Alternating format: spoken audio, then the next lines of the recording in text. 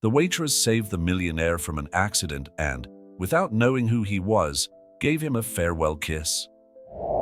The aroma of freshly brewed coffee and toast perfumed the air of the busy restaurant in downtown Boston. Lucy Martinez adjusted her white apron as she watched the fine rain falling outside, creating a silvery veil over the windows of the establishment. At 28, she had already gotten used to the routine of the Sunshine Diner, where she had been working for 5 years to pay for her nursing studies. "Table 7 needs attention, Lucy," called out Rosa, the shift manager, a middle-aged woman with gray hair and a kind smile. Lucy nodded, picked up her order pad, and walked towards the indicated table. The restaurant was especially crowded that Monday morning, full of hurried executives and locals seeking refuge from the humid October weather. Conversations mingled with the clinking of cutlery and cups, creating the familiar symphony that Lucy knew so well. At table 7, a man in a dark suit was typing furiously on his cell phone. His tense shoulders and the rigid line of his jaw gave away the stress he was carrying. Lucy noticed that, despite the impeccable appearance of the tailored suit, there was something vulnerable in his brown eyes. "Good morning. Welcome to the Sunshine Diner. May I take your order?" Lucy asked with her professional smile. The man looked up briefly. "Coffee, black, and waffle with blueberries, please."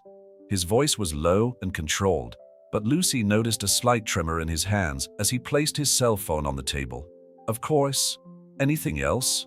"No, thank you."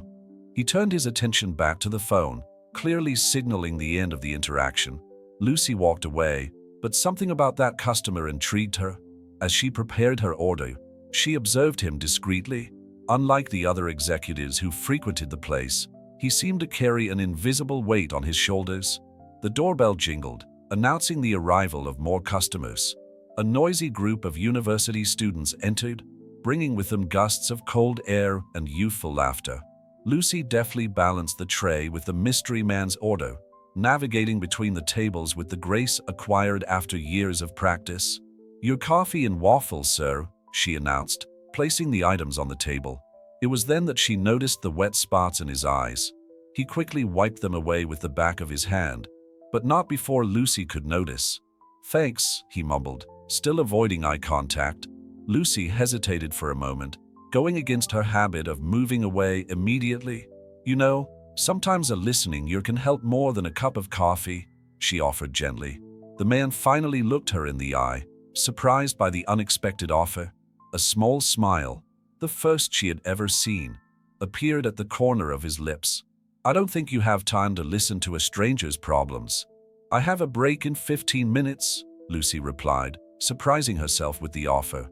"And after 5 years of serving coffee, I've learned that no one is really a stranger after the first cup." He considered the proposal for a moment, his gaze alternating between the steaming coffee and Lucy's earnest face. "James," he finally introduced himself. "James Morrison." "Lucy Martinez," she replied, noticing how his name matched his elegant but discreet appearance. During her break, Lucy discovered that James was the CEO of a technology company and had just lost his wife to aggressive cancer. That morning marked exactly 1 year since her departure, and he had chosen the Sunshine Diner at random, seeking escape from his office in the painful memories. "Carol loved rainy days," he confided, absent-mindedly fiddling with his empty coffee cup. "She said they were perfect days to start over." Lucy listened attentively, offering not only her attention, but also a silent understanding that James hadn't encountered for a long time. The conversation flowed naturally, and for the first time in months, he allowed himself to talk about his loss without worrying about judgment or corporate expectations. The rest of the shift passed like a blur for Lucy. She continued to attend to other desks, but her thoughts kept returning to James and his story. There was something about the vulnerability of that successful man that touched her heart in an inexplicable way. When James finally got up to leave, he left a generous tip and a business card. "Thank you," he said simply, but his words carried a weight of gratitude that went beyond that brief encounter. Lucy tucked the card into her apron pocket, feeling that that morning had changed something fundamental in her routine.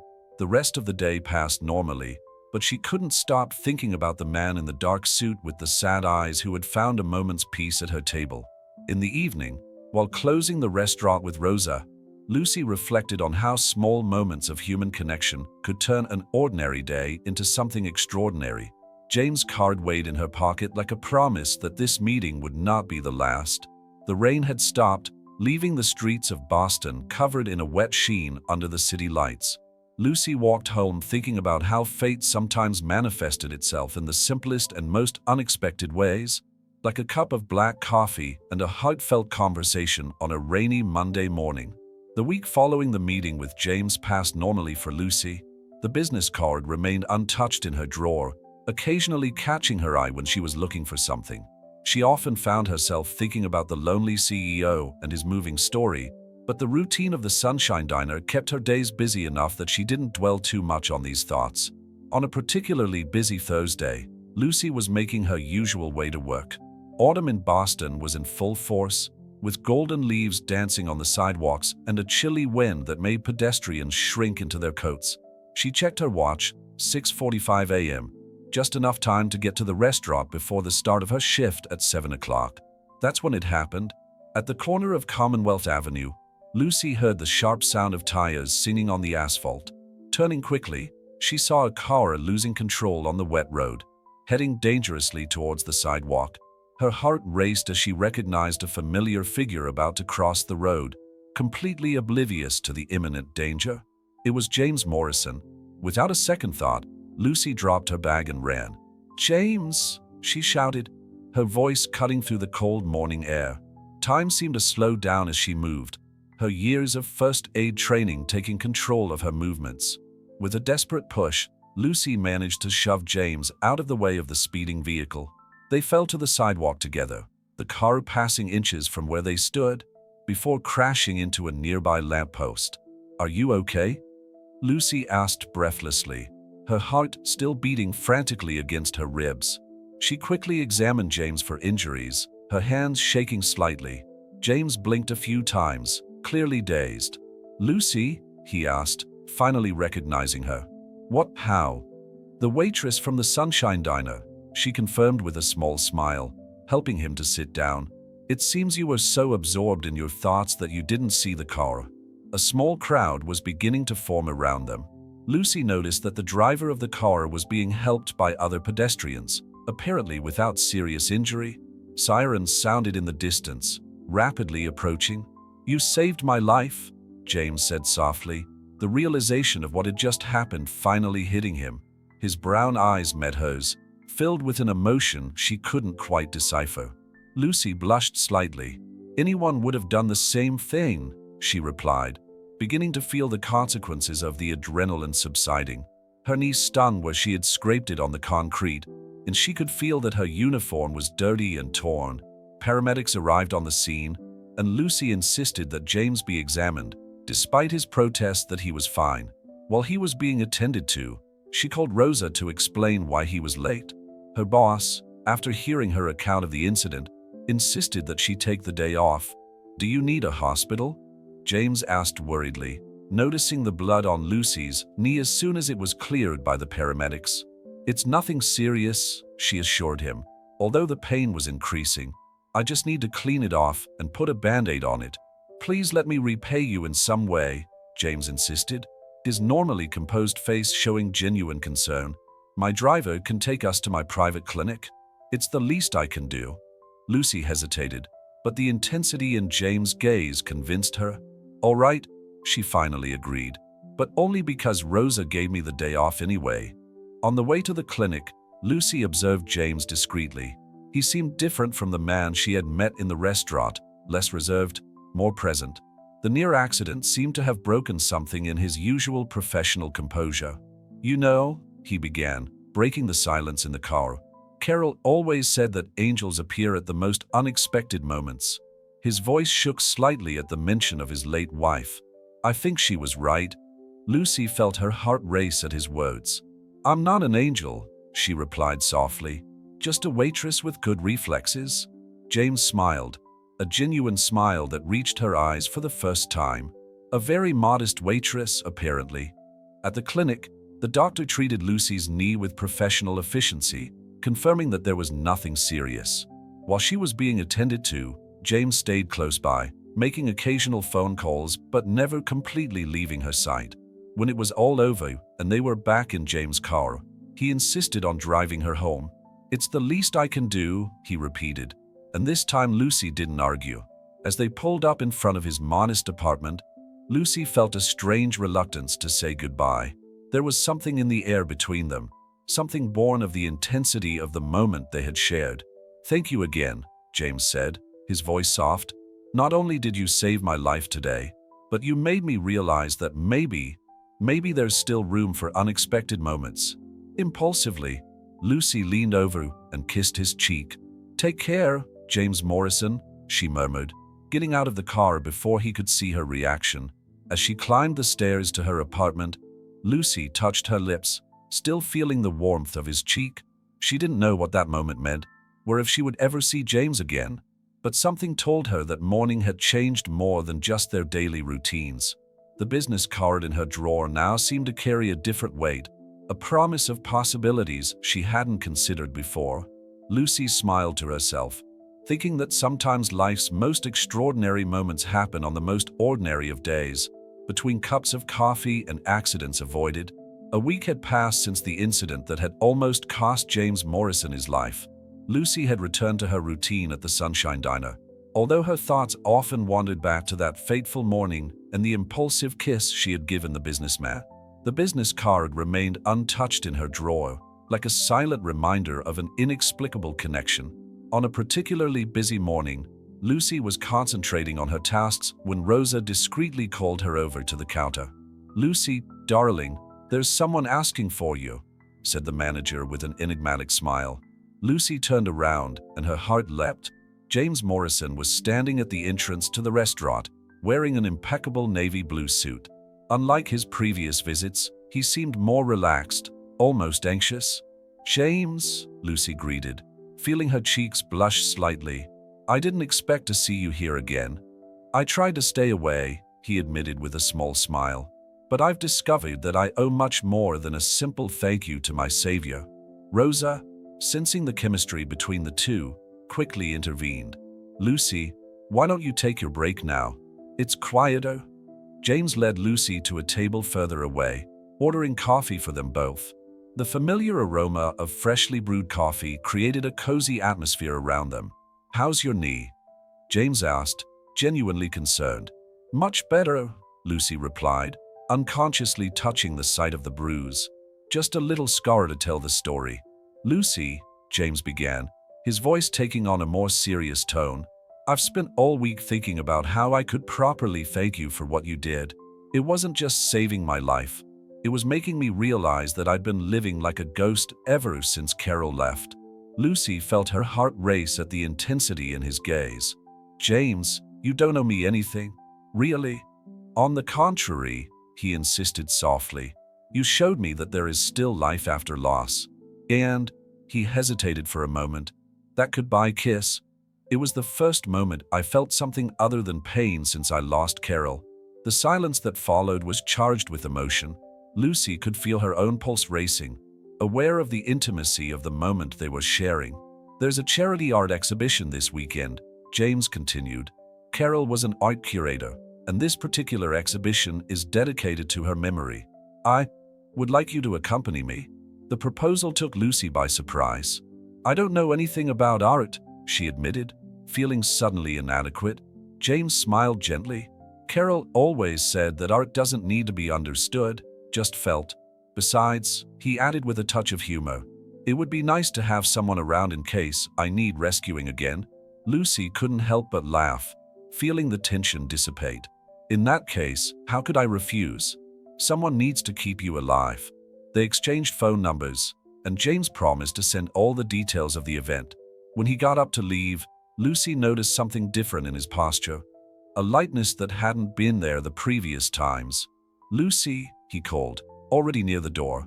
"Thank you for making me feel alive again." The rest of the day passed like a blur for Lucy. Between waiting tables and taking orders, her mind kept returning to James' invitation. Rosa, observant as ever, noticed the change in her employee's demeanor. "He seems like a nice man," commented the manager as they closed the restaurant. "And you deserve something special in your life." "Darling." Lucy nodded distractedly, organizing the napkins for the next day. "He's still in mourning, Rosa. And well, I'm just a waitress." "No," Rosa replied firmly, holding Lucy's hands. "You're an extraordinary woman who's studying to be a nurse, who works hard for her dreams, and who didn't think twice before risking her life to save a stranger. Don't diminish yourself like that." That night, in her small apartment, Lucy spent hours researching contemporary art on the internet.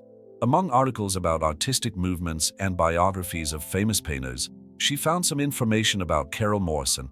The photos showed an elegant, smiling woman with gentle eyes and a striking presence. As she looked at the pictures, Lucy felt a complex mixture of emotions. There was respect for the woman who had clearly been so important in James' life, but also an inexplicable sense of connection with her own story.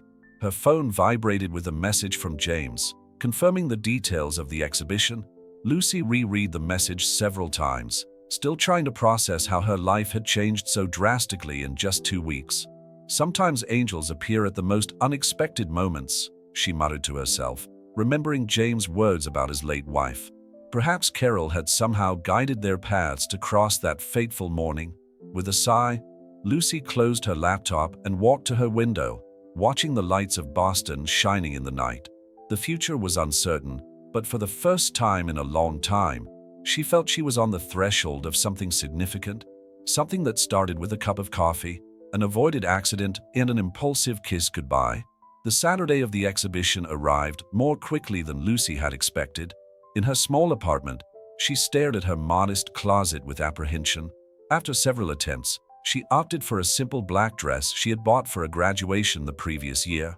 It was elegant enough for a charity art exhibition, but not too ostentatious to make her feel out of place. As she applied a light coat of makeup, Lucy couldn't help but think of Carol Morrison.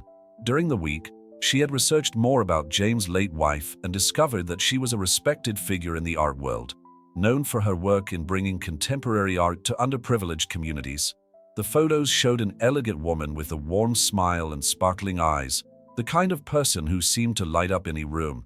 At 7 o'clock sharp, the doorbell rang. Lucy took a deep breath before opening the door to find James standing in the hallway, looking impeccable in a black tuxedo.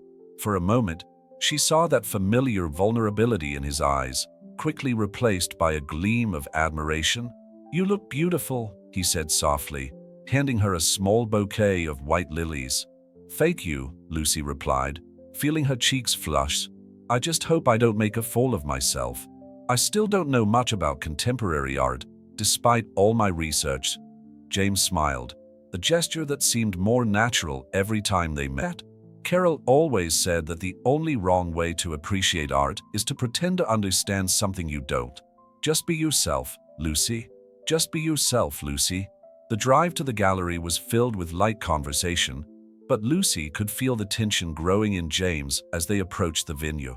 When they arrived, the space was already packed with elegantly dressed people, chatting in small groups among the works of art. Most of these people knew Carol, James explained quietly, his hand discreetly finding Lucy's back as he guided her through the space. "This exhibition is more than just a charity event. It's a celebration of his legacy." Lucy felt the weight of those words. "It must be difficult for you," she commented softly. "It is," he admitted. "But for the first time since I lost her, I don't feel completely lost here." They stopped in front of a large, colorful canvas, and James began to explain about the artist and his connection to Carol's work. Lucy noticed how his eyes lit up as he talked about art, an aspect of him she didn't yet know. The evening progressed with James introducing Lucy to various people, including artists and curators. To her surprise, she found herself genuinely interested in the stories behind the works, asking questions that made the artists smile approvingly. "You have a natural eye for this," commented an elderly artist after a long conversation about her series of sculptures. Carol also had that gift of seeing beyond the surface. The comment, although well-meaning, created a moment of tension. Lucy saw James stiffen slightly next to her and felt a twinge of insecurity. Was it appropriate to be there, occupying a space that belonged to Carol's memory? As if sensing her hesitation, James led her to a quieter corner of the gallery, where a small plaque identified a special section dedicated to Carol Morrison's memory. The walls displayed photographs of her at various moments in her life, working on exhibitions, teaching art to children, smiling alongside James in happy moments. "She was extraordinary," Lucy said softly, looking at the pictures. "Yes, she was," James agreed, his voice breaking. "And you know what else is extraordinary? She would have adored you, Lucy. Your authenticity, your kindness, are qualities that Carol always valued above all else." Lucy felt tears forming in her eyes. "James, No," he interrupted her gently, turning to face her. "Don't apologize for being here. Don't feel guilty for meaning something to me. Carol taught me that love doesn't diminish when it's shared, it grows." At that moment, surrounded by memories of an extraordinary life, Lucy understood that she wasn't replacing anyone. She was simply part of a new chapter in James' life, a chapter that honored the past while embracing the future. The rest of the night passed like a dream. Lucy met more people, learned more about art, and, most importantly, began to better understand the man next to her. James wasn't just the lonely CEO or the grieving widower. He was someone learning to live again, just as she was learning to be part of this new life. When the exhibition came to an end, James took her home. On the way, they stopped at a small cafe that was still open, where they shared a slice of apple pie and talked about everything they had experienced that evening. "Thank you for accompanying me," James said when they arrived at Lucy's apartment, "for helping me turn what could have been just a night of painful memories into something hopeful." Lucy smiled, feeling her heart race. "Thank you for letting me be a part of it." This time, when she leaned in to kiss his cheek goodbye, James turned his face slightly, and their lips met in a soft, brief kiss, full of promise and possibility. "Good night, Lucy," he whispered, waiting until she was safely inside his building before leaving. That night, lying in her bed, Lucy thought about how life could change in just a few weeks. From a waitress saving a stranger in the street, she had become part of a much bigger story, a story about loss, love, and the courage to start again. The days following the art exhibition brought a new dynamic to Lucy's life. Between her shifts at the Sunshine Diner and her nursing classes, she and James began to exchange regular messages, little moments of the day shared, random thoughts, and, occasionally, photos of coffee that made Lucy smile as she remembered their first date. On a particularly busy afternoon at the restaurant, Lucy was serving a table when she noticed an elegant lady watching her intently. The woman looked to be in her 60s, with perfectly groomed gray hair and an air of distinction that set her apart from the regulars. "You must be Lucy," the lady said as she approached to take her order. "I'm Margaret Morrison, James' mother." Lucy's heart skipped a beat. She hadn't expected to meet James' mother like this, especially not during her shift, wearing her coffee-stained work uniform.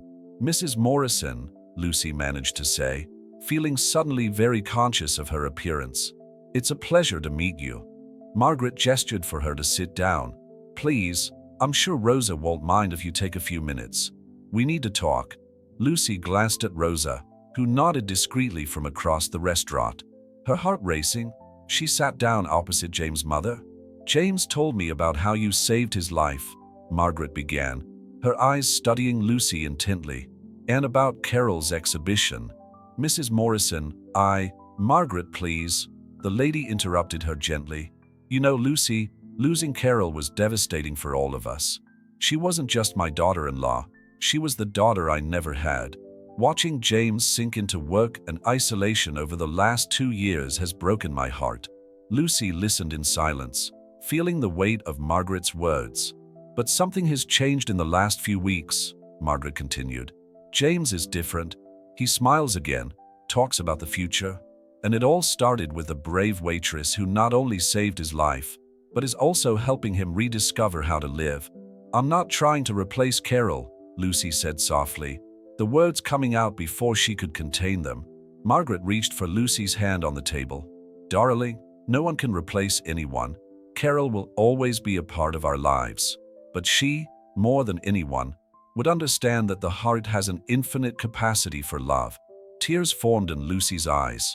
"I'm afraid," she admitted, "afraid of not being enough, of not belonging in James' world." "James' world?" Margaret smiled gently.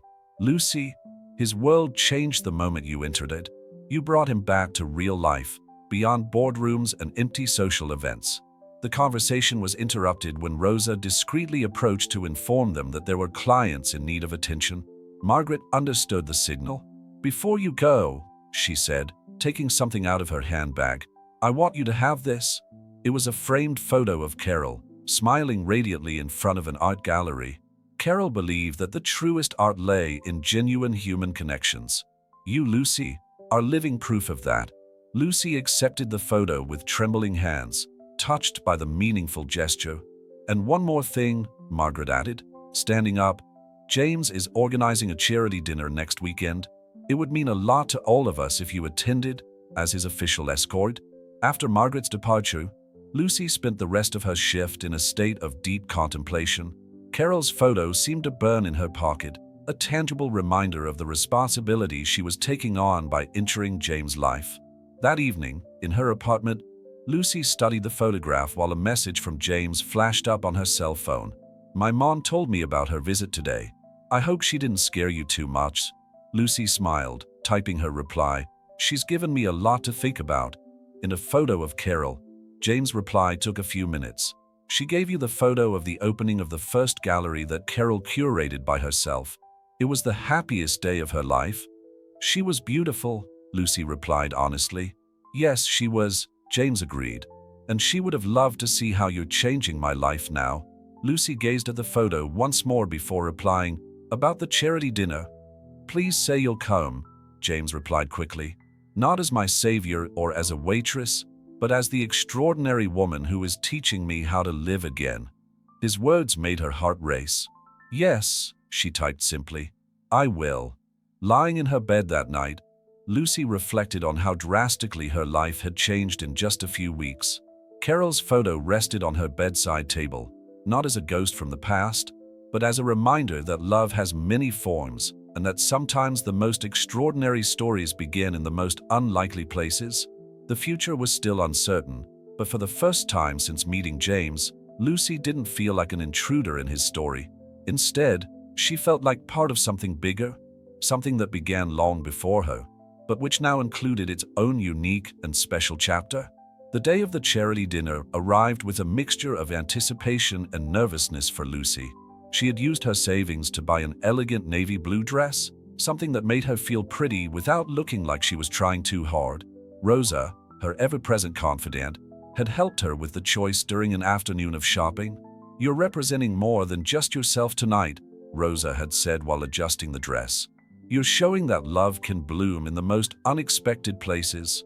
Now, standing in front of the mirror in her apartment, Lucy tried to calm her trembling hands as she put on Rosa's borrowed earrings. The dinner was to be held at the prestigious Four Seasons Hotel, a completely different world from the Sunshine Diner. Carol's photo, which now occupied a special place on her bookshelf, seemed to watch her with an encouraging smile. The doorbell rang punctually at 7 o'clock. When Lucy opened the door, she found James impeccably dressed in a tuxedo, holding a small bouquet of white orchids. "You look stunning," he said softly, his eyes shining with admiration. "You don't look bad yourself," she replied with a nervous smile, accepting the flowers. "Orchids? Carol's favorites," James explained, his voice carrying a mixture of memory and present. "And now I've discovered that they go perfectly with you too."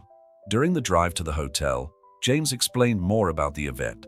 This charity dinner raises funds for art programs in public schools.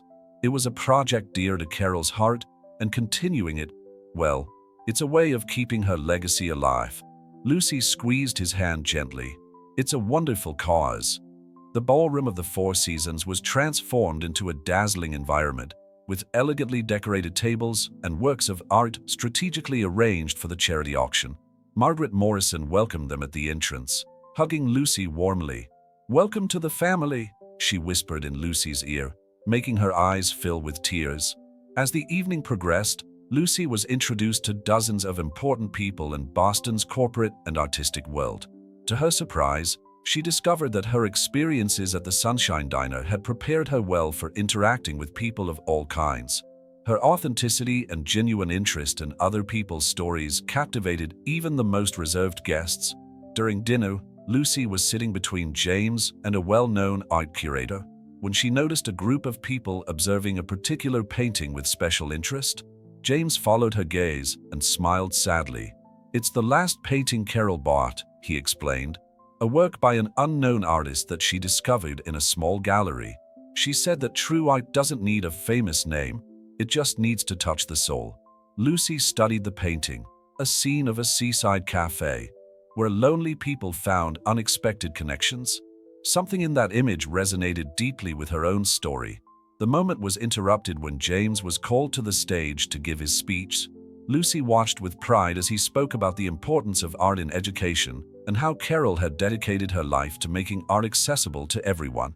"Tonight," James continued, his voice strong and clear, "we celebrate not only Carol's legacy, but also the power of art to transform lives." And sometimes, his eyes met Lucy's in the crowd.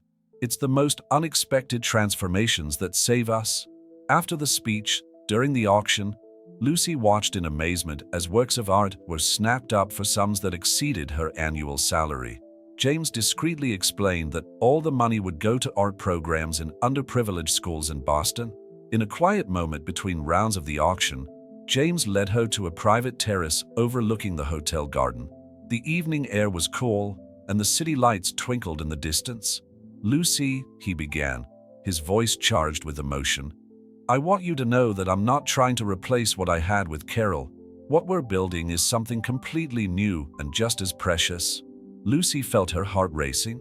"Sometimes I wonder if I'm up to all this," she admitted. "Your world is so different from mine." "My world?" James smiled, touching her cheek gently. "My world changed the moment you walked into that restaurant. You showed me that life isn't in art galleries or meeting rooms. It's in the small moments of genuine connection." At that moment, under the Boston stars, Lucy understood that she didn't need to compete with the past or fit into a particular mold. She was exactly who she needed to be, the waitress who had saved not only James' life, but also his heart. "James," she whispered, "I think I'm falling in love with you." He pulled her closer, his eyes shining with restrained tears. "And I'm already in love with you, Lucy Martinez." The kiss they shared was different from the first. It was no longer tinged with hesitation or uncertainty. It was a kiss that spoke of new beginnings, of the courage to love again, in the beauty of finding light after darkness. When they returned to the salon, Lucy noticed that people were looking at them differently. There was no judgment in their gazes, just a silent understanding that love has many forms and that happiness can be found in the most unexpected places. The evening ended with a resounding success for the foundation. As James drove her home, Lucy held in her hands a small reproduction of the painting of the cafe by the sea, a surprise gift he had bought at the auction especially for her. "As a reminder that sometimes the best dates happen over a cup of coffee," he said with a smile. Lucy fell asleep that night with her heart full, the painting on her bedside table next to Carol's photo. Two different women, two different love stories, united by the heart of a man who had learned that love doesn't diminish when it is shared. It only transforms and grows in unexpected and wonderful ways. A week after the charity dinner, Lucy found herself torn between two worlds that were beginning to intertwine in unexpected ways. On her mornings at the Sunshine Diner, she was still the same dedicated waitress as ever, but now she carried with her a new outlook on life, one that included elegant dinners, art exhibitions, and, above all, James Morrison. Rosa was the first to notice the subtle changes in Lucy. "You look different, darling," she commented as they prepared the restaurant to open on a Thursday morning. "It's not just the sparkle in your eyes. It's as if you found your place in the world." "It's strange, Rosa," Lucy replied, organizing the menus. "Sometimes I feel like I'm living two different lives. Here, I'm the same old Lucy, serving coffee and chatting to the regulars. But with James you're also the usual Lucy," Rosa interrupted softly. "That's what makes him love you. Not who you could be, but who you are." The conversation was interrupted by the arrival of the first customers of the day, but Rosa's words stayed with Lucy. During her shift, she reflected on how her life had changed in recent weeks. The business card that had once seemed so intimidating was now tucked away with exhibition tickets and little notes that James had left for her. In the middle of the morning, Lucy received a message from James that made her heart race. "I have a surprise for you. Can I pick you up after your shift?" "Sure," she replied, curious. "I finish at 3 p.m. today." The rest of the shift passed in a mixture of anticipation and nervousness. When James arrived at precisely 3 p.m., Lucy noticed that he was dressed more casually than usual, wearing jeans and a light blue shirt. "Where are we going?" she asked after changing. "You showed me your world," James replied with a mysterious smile. "Now I want to show you a part of mine that few people know about." They drove for about half an hour, leaving downtown Boston behind. Lucy watched the landscape gradually change until they reached a quiet residential neighborhood. James parked in front of a modest but well-kept house. "Welcome to my first home," he announced. "Where it all began." Lucy looked in surprise at the two-story building with a small garden in front. It was nothing like the luxurious penthouse where James now lived. "After Carol passed away, I thought about selling," James explained as they walked to the door. "But I couldn't. This is where we dreamed our first dreams, where we started from scratch." Inside the house, Lucy was greeted by a welcoming atmosphere full of stories. Pictures on the walls showed a younger James, working in a garage turned into a makeshift office. In others, Carol appeared organizing what looked like a small art gallery in the basement. "Our first business started in that garage," James said, leading Lucy through the house. "Carol was selling art at local fairs while I was trying to develop my first software. We were young, broke, but full of dreams." Lucy gently touched a photo where James and Carol were smiling in front of the house, holding a "sold" sign. "You look so happy." "We were," James smiled at the memory. "But you know what Carol always said? That happiness isn't in the destination, it's in the journey." And now, Lucy, I'm discovering that she was right. There are different kinds of happiness waiting to be discovered. In the basement, now transformed into a small memorial, James showed Lucy the first works of art that Carol had sold, along with newspaper clippings documenting the growth of their respective careers. "Why are you showing me all this?" Lucy asked softly. James held her hands, his eyes meeting hers. "Because I want you to understand that I'm not just the CEO you met in the restaurant. I'm someone who started from scratch, who knows the value of hard work and dreams. And above all, I want you to know that your world, the world of real people, working hard for their dreams, is my world too." Lucy felt tears forming in her eyes. "James, wait," he interrupted gently, guiding her to a small table in the center of the basement. On it lay an envelope. "What's this?" Lucy asked, picking up the envelope with trembling hands. "Open it," James encouraged. Inside the envelope, Lucy found documents for a full scholarship to her nursing school, set up in the name of Carol Morrison. "I can't accept this," she whispered, moved. "You can and you should," James insisted gently. "Carol has always believed in helping people realize their dreams. This scholarship is a way for her legacy to live on through someone who is bringing new life into my world." Lucy looked around the basement at the carefully preserved memories of a life built on love and determination. Her tears were now falling freely. "Thank you," she said at last, hugging James. "Not just for the bag, but for sharing all this with me." James kissed her softly, and Lucy felt that something fundamental had changed between them. It was no longer just a story of a waitress and a CEO, or of a man trying to overcome loss. It was a story about two worlds meeting and discovering that, in the end, they weren't so different. When they left the house that afternoon, Lucy carried with her not only the documents in her handbag, but also a deeper understanding of the man she was falling in love with. James Morrison wasn't just the millionaire she had saved. He was someone who, like her, knew the value of hard work, dreams, and true love. And maybe, Lucy thought as she watched the sun set over Boston, that was exactly why their lives had crossed paths that fateful morning at the Sunshine Diner. Autumn in Boston was coming to an end, and with it, Lucy felt that her life had been completely transformed over the last few months. The Sunshine Diner remained her safe haven, but now she balanced her shifts with intensified studies at nursing school, thanks to the Carol Morrison Scholarship and increasingly frequent moments with James. One particularly busy morning at the restaurant, Lucy was serving coffee when she noticed an elegant woman watching her intently. At first, she didn't take much notice, but something about the customer's posture caught her eye. The woman looked familiar, although Lucy couldn't pinpoint where. "You must be Lucy," the woman said as she approached to take her order. "I'm Helena Waters, Carol's sister." Lucy felt her heart stop for a moment. In the months she had been with James, she had gotten to know many aspects of Carol's life, but she had never met her sister. "Please sit with me for a moment," Helena asked gently. "There's something I need to share with you." With a quick glance at Rosa, who nodded in understanding, Lucy sat down at the table. "James doesn't know I'm here," Helena began, pulling an envelope out of her handbag. "Carol left this to be given to the person who could make James smile again. Really smile." Lucy looked at the envelope with concern. "I don't know if I should. Carol was more than my sister," Helena continued, ignoring Lucy's hesitation. "She was my best friend. In the last days of her life, she made me promise to see to it that James found happiness again.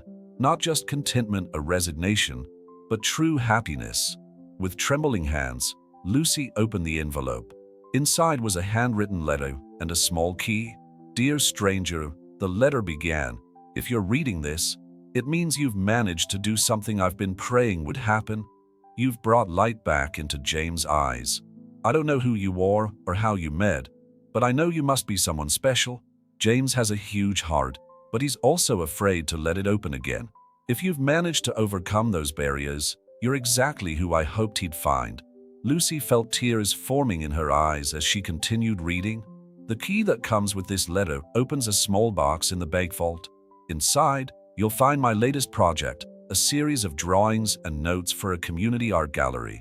It was my dream to create a space where art and healing could meet, where ordinary people could discover the beauty in their own stories. James knows about the project, but has never had the courage to carry it out. Perhaps you can help him realize this last dream." Helena watched Lucy intently as she read. "Carol always had a gift for seeing the extraordinary in ordinary people," she commented softly. "Just like you, Lucy." "But why me?" Lucy asked, still holding the letter carefully. "I'm just the woman who saved James' life twice," Helena interrupted. "Once physically and once emotionally. Don't diminish yourself, Lucy. Carol would have loved your authenticity." Lucy reread the letter, absorbing every word. At the end, Carol had written, "Don't be afraid to love James completely. He deserves to be loved like that, and you, whoever you are, deserve to be loved in the same way. Love doesn't diminish when it's shared. It only transforms and grows." "James has been different in recent months," Helena observed. "Lighter, more present. At the last foundation meeting, he even joked around, something he hadn't done since Carol left. And that's thanks to you, Lucy." "Sometimes I feel like I'm living in a dream," Lucy admitted. "Like at any moment I'm going to wake up and go back to being just the waitress at the Sunshine Diner." "But that's exactly what makes you perfect for James," Helena smiled. "Your humility, your authenticity." Carol always said that true art lies in the simplicity of genuine human connections. Lucy carefully tucked the letter and the key into her apron. "What should I do now?" "Be yourself," Helena replied, standing up. "Continue to be the person who brought James back to life. And when the time is right, show him that Carol's last dream can come true through the love of the two of you." After Helena's departure, Lucy spent the rest of her shift in a state of deep contemplation. Every coffee served, every smile exchanged with the regulars seemed charged with new meaning. She was no longer just Lucy Martinez, the waitress. She was the guardian of Carol's last dream, the woman who had brought joy back to James Morrison. That night, in her small apartment, Lucy reread the letter several times. On the wall, the painting of the seaside cafe James had given her seemed to shine with a new light, as did the photo of Carol on her bookshelf. Two different women, connected by their love for the same man and their desire to see beauty in the simple things in life. Lucy picked up her phone and typed a message to James. "Can we meet tomorrow? There's something important I need to share with you." The reply came almost instantly. "Of course. Is everything all right?" "Yes," she replied, smiling at the photo of Carol. "Actually, it's more than fine. It's perfect." Lucy fell asleep that night with the letter under her pillow and the key tucked close to her heart, knowing that the next chapter of her story with James was about to begin. The morning was bright when Lucy was waiting for James in the Boston Public Garden. She had chosen this spot to share Carol's letter, feeling that the serene setting full of public art suited the moment perfectly. The key in her pocket felt like it weighed a ton. James arrived punctually at 10 o'clock, as usual. His smile when he saw Lucy was different now, lighter, more genuine. He approached her and kissed her softly, oblivious to the stares of passers-by. "So, what's the mystery?" he asked, taking a seat next to her on the wooden bench. "Your message has kept me intrigued all evening." Lucy took a deep breath, gathering her courage. "Yesterday, I had a special visitor at the Sunshine Diner," she began. "Helena Waters came to see me." James' face showed surprise at hearing his sister-in-law's name. "Helena? She didn't mention she was coming to see you." "She gave me something," Lucy continued, taking the envelope out of her bag. "Something Carol left." James stood motionless, his eyes fixed on the envelope Lucy was holding.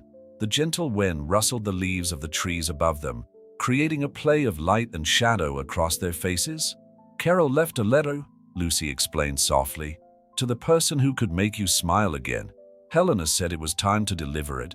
With trembling hands, James picked up the envelope. Lucy watched in silence as he read his late wife's words, noticing how his emotions changed with each line. Surprise, sadness, love, and, finally, a smile wet with tears. "The community gallery project," he murmured, reaching the end of the letter. It was her dream. Over the last few months, she worked on it whenever she had the strength. She wanted to create a space where art could heal people. Lucy took the key out of her pocket. She left everything ready in the bank safe. The plans, the notes. She wanted it to happen, James. And she wanted the person who brought you back to life to help make that dream come true. James held up the key, his fingers brushing Lucy's. "You've already done so much for me, Lucy. You saved my life twice. Once on the street and once," he paused, searching for the right words. "Once when you showed me that there was still room for love in my heart." "Carol knew," Lucy said softly. "She knew that you would need someone who understood the value of simple things. Someone who could see beauty in the small, everyday connections, like she did. Like a waitress who offers a listening ear along with a cup of coffee." James smiled, referring to their first date. Lucy nodded, feeling her own tears forming. "James, I want to help make that dream come true. Not just for Carol, but for all the people who need a place to find healing through art." James pulled her close, kissing her forehead. "Do you know what's most extraordinary? Carol always said that true art lies in genuine human connections. And here you are, proving her right once again." They spent the next few hours walking around the garden, discussing ideas for the community gallery. James shared more memories of Carol, but now without the crushing pain that had previously accompanied those memories. Lucy talked about her experiences at the Sunshine Diner, about how each customer had a story to tell, an art of their own to share. "We could have a cafe inside the gallery," Lucy suggested. "A place where people can feel comfortable sharing their stories, like at Sunshine." "Carol would have loved that idea," James smiled. "She always said that the best conversations happen over a cup of coffee." As the sun began to set, they met again on the bench where the conversation had begun. The envelope with Carol's letter rested between them, no longer as a weight from the past, but as a bridge to the future. "Lucy," James said, his voice charged with emotion, "you haven't just brought me back to life. You're helping me bring Carol's last dream to life. And you're doing it in a way that's completely your own, with simplicity, authenticity, and love." "Sometimes I wonder if Carol somehow knew," Lucy reflected. "If she knew that it would be someone like me, a simple waitress, who would help make her dream come true." "There's no simple about you, Lucy Martinez," James replied firmly. "You are extraordinary precisely because of who you are. And that's why both Carol and I fell in love with you, me in person, but through the impact you've had on my life." Lucy felt her heart expand at these words. It was as if, at last, all the different worlds of her life were aligning. The waitress, the nursing student, the woman in love, and now, the keeper of Carol's last dream. "Tomorrow we can go to the bake," James suggested. carefully putting the letter away. "Start bringing that dream to life." Lucy nodded, feeling a mixture of excitement and responsibility. "Carol has given us a precious gift," she said, "the chance to create something meaningful together." As they walked back to the car, hand in hand, Lucy thought about how surprising life could be. A simple act of kindness, serving coffee to a grieving stranger, had turned into a love story that spanned time, connecting past and present in unexpected and beautiful ways. The sun was setting over Boston, painting the sky in shades of pink and gold that were reminiscent of the colors of the works of art that would soon fill the community gallery. Lucy smiled, thinking that perhaps this was the real miracle. How love, in all its forms, could create something new and beautiful out of loss and pain. A year had passed since Lucy found Carol's letter. The old warehouse in South Boston had been transformed into something extraordinary. The Carol Morrison Community Gallery was now a vibrant reality, a space where art and healing met daily. Lucy walked through the main space, fine-tuning a few details before the official grand opening. The white walls were filled with works by local artists, each telling a unique story of overcoming and hope. In the center of the space, a small cafe, affectionately called the Sunshine Corner, offered the same warmth that had brought Lucy and James together for the first time. "Everything's perfect," James said, coming up behind her and wrapping his arms around her. "Carol would have loved every detail." Lucy smiled, leaning back against him. "Especially the coffee," she joked, watching Rosa arranging the last details on the counter. The former manager of the Sunshine Diner had accepted the invitation to run the gallery's cafe, bringing with her that special touch that only she knew how to give. "You've managed to perfectly capture the essence of what Carol dreamed of," Margaret Morrison commented, joining them. "A space where real people can find beauty in their own stories." The gallery had become more than just an art space. During the day, it served as a community center, offering free art therapy workshops. At night, it became a meeting place for emerging artists and art lovers who might never have felt welcome in more traditional galleries. "I remember the day I found you crying at that table in the Sunshine Diner," Lucy said softly to James. "Who would have thought that moment would bring us here?" James kissed her forehead affectionately. "Carol knew. Somehow, she always knew that it would be someone like you. Someone who sees the beauty in simplicity, who would bring her last dream to life." Helena Waters crossed the room, carrying a small box. "We found some more of Carol's things in the attic," she announced, "including this." She took from the box a small painting, a watercolor of a seaside cafe, strikingly similar to the one James had given Lucy at the charity dinner. "It was her first sketch for this project," Helena explained. "She always said that the best stories began with a cup of coffee and an open heart."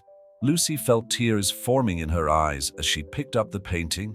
It was as if Carol was there, blessing not only the space, but also the love that had blossomed from the ashes of loss. Guests began to arrive for the official opening. Local artists, community members, patients from the art therapy programs, each bringing their own story to add to the mosaic that the gallery was becoming. At the moment of the inaugural speech, James held Lucy's hand as he addressed those present. "This space," he began, "is a celebration of many kinds of love. Carol's love of art and community, the unexpected love I found when I least expected it, and the love that each of you brings by sharing your stories through art." Lucy watched with pride as James spoke, remembering how he had changed since that first morning at the Sunshine Diner. He was no longer just the lonely CEO carrying the weight of his loss. He was a man who had learned that the heart has an infinite capacity for love. Rosa approached with a tray of coffee, serving Lucy and James first, a tradition she insisted on keeping. "Some things never change," she smiled, winking at Lucy. "Coffee is still the best way to start a new story." As the evening progressed, Lucy found a moment of quiet in the small winter garden they had created at the back of the gallery. It was a quiet space where plants and art mingled, creating a haven of peace. James found her there, holding 2 cups of coffee. "A penny for your thoughts," he said, handing her one of the cups. "I was thinking about how unpredictable life is," Lucy replied, accepting the coffee. "How a simple act of kindness can trigger a series of events that change everything." "You changed my life twice," James reflected. first by saving me from that car, and then by saving me from myself." Lucy gently touched his face. "And you changed mine by showing me that sometimes fairy tales start with a cup of coffee and a broken heart." James smiled, that smile now reaching his eyes. "Carol was right about everything," he said. "About the power of art to heal, about how love can transform without diminishing, and about how angels sometimes appear wearing waitress aprons." The opening party continued into the night, but Lucy and James remained in the winter garden for a few more moments, savoring their coffee in the shared silence. On the nearest wall, Carol's watercolor, "The Cafe by the Sea," seemed to glow in the soft light. "You know," Lucy finally said, "I think I understand now why Carol left that letter. She knew that true love isn't about replacing what's been lost, but about creating something new and just as precious." James nodded, pulling her closer. "And that's why this place is perfect. It's a mix of past and present, of loss and new beginnings, of coffee and art." When they finally returned to the party, Lucy stopped for a moment to observe the space full of life and stories. Sunshine Corner was bustling, with Rosa serving coffee and sharing smiles. The gallery walls told hundreds of different stories, each work of art a testament to the human capacity to find beauty even in the most difficult of times. And at the center of it all was love, Carol's love of art and community, James' love that had learned to blossom again, and Lucy's love that had started with a cup of coffee and an act of kindness.